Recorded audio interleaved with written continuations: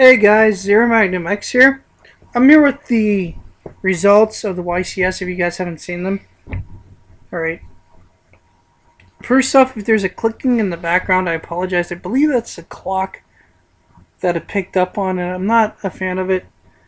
But I can't do anything because this isn't my house, it's my parents' house, and yada yada yada. So, anyway. And it's a clock, so whatever.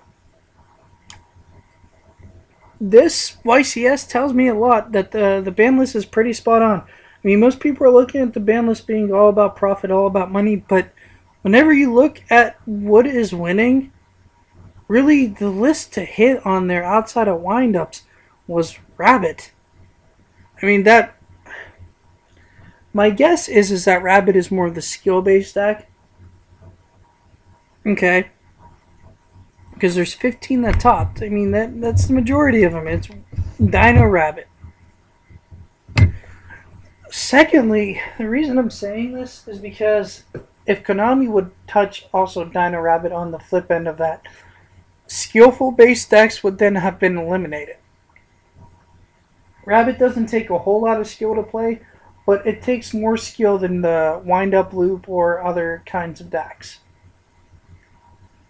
Okay. Secondly, this YCS, okay, very, very much proved my point about Insectors. I've been saying it for a long time now. Insectors are good, but there's only 2 of them, and they only made it into the top 32.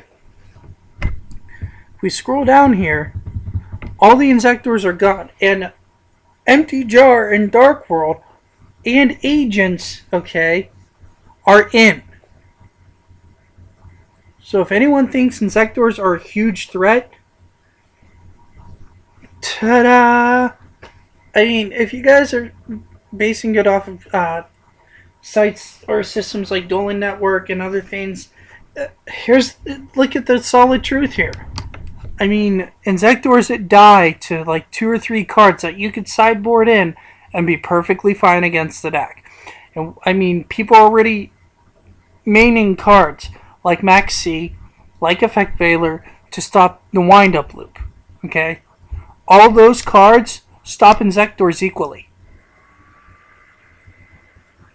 So Insectors are not as ridiculous as people think they are. Okay, the Insectors went out at the top 32 and only 2 made it. I mean, they're going to gain some power now, but only 2 made it.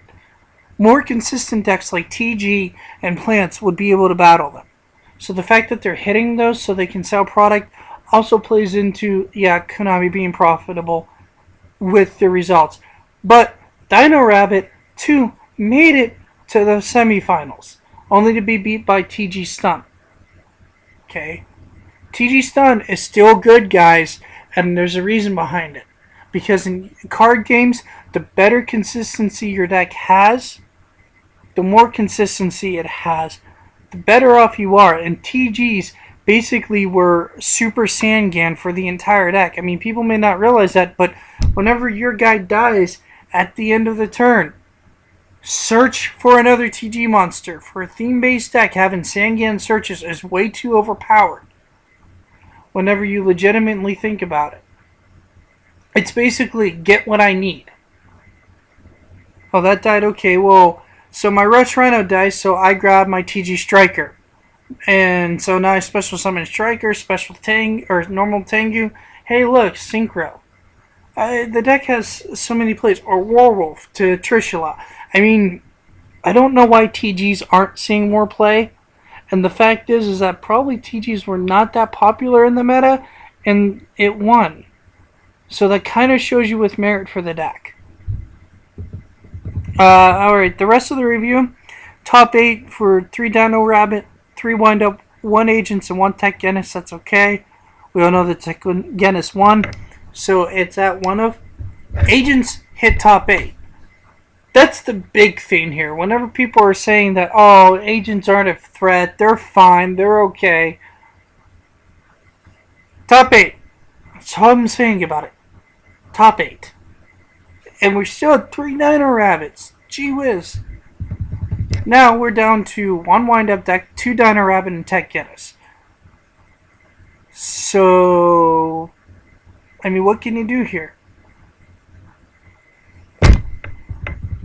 So, 1 Rabbit won, and then the Tech Guinness won, and then Tech Guinness beat it because I honestly think they've got the better matchup versus Dino Rabbit. I mean, Dino Rabbit can pull out Xyz like a boss, but TG kind of says, yeah, your Xyz don't have effects if they set up right. So, it's a half and half on this, I want to say.